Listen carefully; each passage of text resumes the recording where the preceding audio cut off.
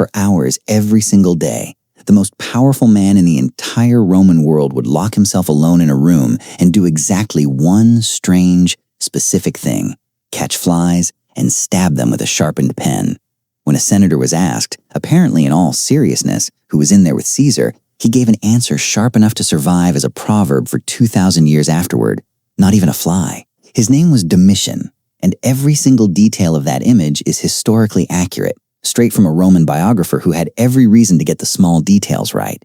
It's just not happening at the point in his story where you'd probably assume it does. Domitian was born in 51 AD, in Rome itself, the younger son of Vespasian and the younger brother of Titus, the two men who founded and successfully continued the Flavian dynasty before him and set an extremely high standard he would eventually have to live up to. Both his father and his brother won their authority the traditional Roman way, through years of military command and hard-earned battlefield glory in distant provinces. Domitian spent his youth almost entirely excluded from both, watching his family's reputation get built, campaign by campaign, by other people. When Titus died suddenly and somewhat mysteriously in 81 AD, Domitian became emperor at 30, inheriting a throne he had waited years for but had never really been trusted to share any real power over while his older brother was still alive and ruling. According to the Roman biographer Suetonius, writing decades later with access to court, gossip, palace staff, and official records alike, Domitian developed a very specific private habit almost immediately after taking power: hours spent completely alone, doing nothing but catching flies. Once he'd caught one, he would stab it with a stylus, the same sharply pointed writing tool Romans used on wax tablets every single day for correspondence and record-keeping, turning an entirely ordinary object into something closer to a tiny, private weapon. The habit became well known enough at court that people openly joked about it in public, which is a genuinely remarkable thing to say about the private, closed-door habits of a man who held absolute, unquestioned power over the entire Roman world and everyone living in it. One senator, Vespasian Crispus, known for his own sharp tongue, was reportedly asked whether anyone was in the room with Caesar at that very moment. His answer: not even a fly. The line was sharp enough, and apparently true enough, that it outlived Domitian himself by many, many centuries, becoming a lasting proverb for total, friendless isolation at the very top of absolute power, still quoted long after Rome itself had changed almost entirely beyond recognition. Here's the detail that should genuinely unsettle you. Ancient sources don't place this habit near the end of his reign, in some decrepit final collapse.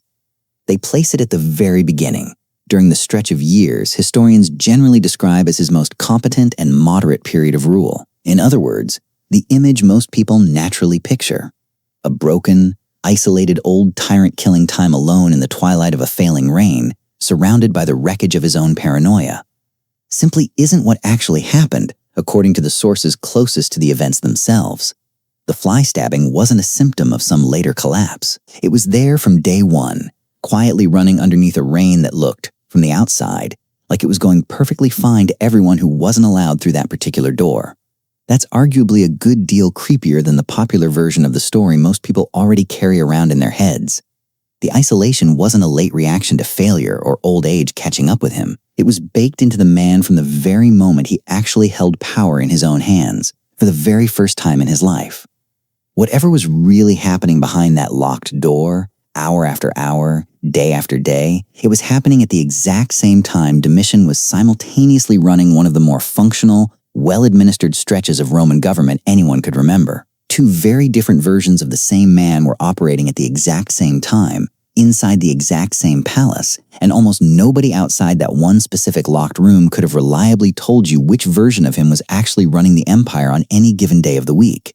Because the early reign really was, by most contemporary measures available to historians today, genuinely effective. Domitian reformed Roman currency, restoring silver content that previous emperors had quietly debased for years just to cover their own excessive spending. He expanded Rome's road and aqueduct network across the provinces, investing heavily in exactly the kind of unglamorous, practical infrastructure that keeps a sprawling, multi-continent empire actually functioning smoothly, day to day, for ordinary people. He finished construction of the Colosseum, the massive amphitheater his father and brother had started but never lived to see completed themselves, adding its highest tier and all the finishing touches under his own name and reputation. He also authorized or personally led military campaigns against the chatty tribes in Germania and against the Dacians under their formidable king, Decebalus, along the dangerous, constantly contested Danube frontier that had troubled Roman generals for generations before him and would keep troubling them for generations still to come. By any objective measure available to an ordinary Roman citizen at the time, walking down a well-paved road or crossing a newly repaired aqueduct bridge, the empire under Domitian's early rule looked stable, competent, and reasonably well managed, whatever was happening behind closed palace doors. Then, over roughly the final 3 years of his 18-year reign, from about 93 to 96 AD, all of that hard-won competence curdled almost entirely into something Roman historians openly, unambiguously called a reign of terror across the capital and beyond. Domitian began demanding to be formally addressed as Dominus et Deus, Lord and God, an honorific no living Roman emperor before him had ever dared to formally claim for himself, out loud, in his own lifetime. He leaned harder and harder on a growing network of paid informants to root out disloyalty, real or entirely imagined, effectively turning suspicion itself into a functioning, self-sustaining, well-funded arm of Roman government that rewarded accusation over evidence. At least 20 senators were executed during this brief, brutal stretch of just a few short years, frequently on charges that amounted to little more than suspected criticism, private grumbling overheard secondhand, or simply falling out of favor at exactly the wrong moment. The fear this generated wasn't abstract or exaggerated after the fact by hostile later writers looking to settle old scores. Senators reportedly stopped speaking freely even inside their own homes, uncertain which of their own household servants might be quietly reporting conversations back for a fee. The man who once spent his afternoons in total, voluntary isolation was now making sure an entire ruling class lived in a kind of forced isolation too afraid of each other to trust anyone at all, even inside their own family. Here's how far that suspicion eventually reached, right into the emperor's own bloodline, past every layer of protection, wealth, and status could normally buy. Among the executed was Domitian's own cousin, Titus Flavius Clemens, a man whose 2 young sons Domitian had personally, publicly designated as his own heirs, renaming them Vespasian and Domitian after himself and his father. Clemens was executed on vague charges, reportedly connected to what Roman sources called atheism, most likely a reference to adopting Jewish or early Christian religious practices that felt threateningly unfamiliar to traditional Roman state worship and its long-established public rituals. His sons remained, at least officially, the emperor's chosen successors even after their own father's execution, an arrangement almost nobody at court would have dared question out loud, no matter how uncomfortable it clearly made everyone involved, and one that tells you almost everything you need to know about how personal loyalty actually functioned under Domitian's rule. Being family, being personally useful, even being the parent of the emperor's own designated heirs, offered no reliable protection whatsoever once suspicion turned in your direction, for any reason at all, however small, vague, or entirely unprovable. If your own cousin, and the father of your own personally chosen successors, wasn't safe from execution, nobody left anywhere in Rome could have reasonably felt safe either, no matter how close to the throne they happened to stand.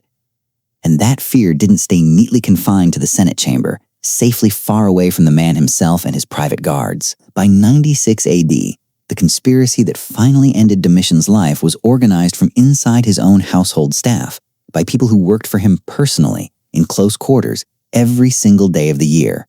On September 18th, 96 AD, his own Chamberlain Parthenius, a man trusted enough to carry a sword near the emperor at all times, and a steward named Stephanus, who served the emperor's own niece Domitia, put a carefully timed plan into motion inside the palace itself. Stephanus had reportedly been faking an arm injury for several days beforehand, wearing a bandage specifically so he could carry a concealed dagger close to the emperor without raising any suspicion at all from the palace guards.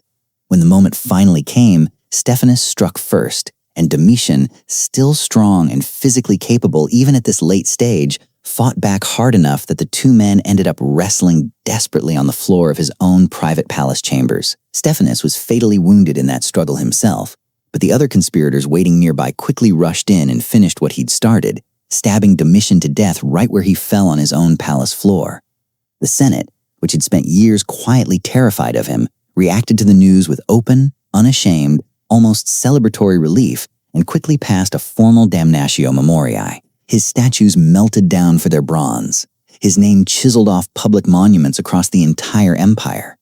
His memory legally erased as thoroughly as Roman law could possibly manage. His successor, the elderly, cautious Senator Nerva, who had no ambitions of building his own competing dynasty, opened what later Roman historians would fondly call the Age of the Five Good Emperors, meaning 18 years of absolute power, ending in a bloody struggle on a palace floor, were bookended by a man once famous at the very start of it all, for being completely and totally alone in a locked room with nothing but a sharpened pen and whatever flies happened to wander in.